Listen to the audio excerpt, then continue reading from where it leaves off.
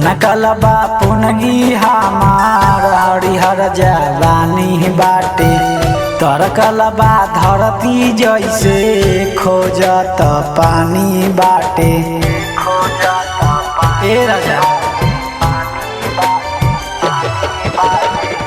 बनकल बा पुनगी हमार हरिहर जवानी बाटे तरकल बा धरती जैसे खोजत पानी बाटे।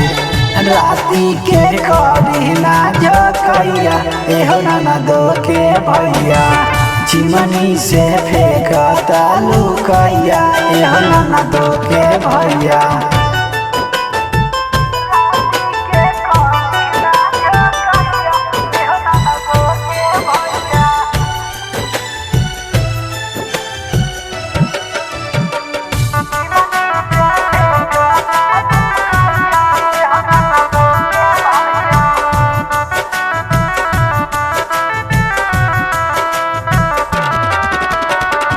करे में सिंचाई तोहरा लागत कठिन बा हरी के सहत कसहू बीतत दिन बा।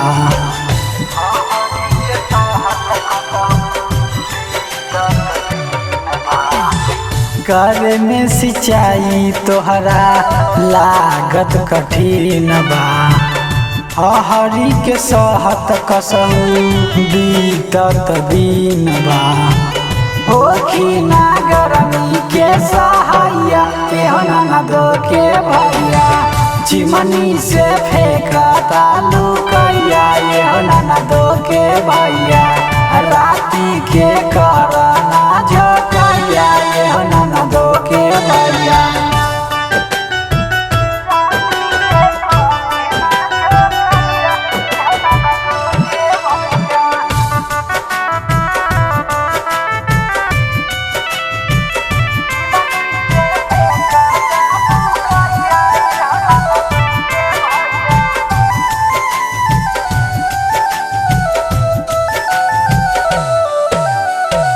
राइटर प्रदीप सोहन उड़ावत मजाक बा लागे लतीत बोली लागत झाँक बा।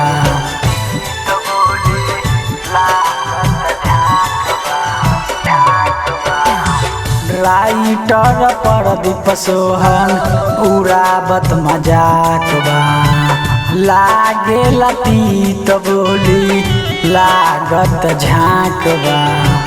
डरे ना करे में जोतैया एहो ननदो के भैया लहंगा में करी ना जोतैया एहो ननदो के भैया चिमनी से फेंकता लुकैया एहो ननदो के भैया। Krishna recording studio.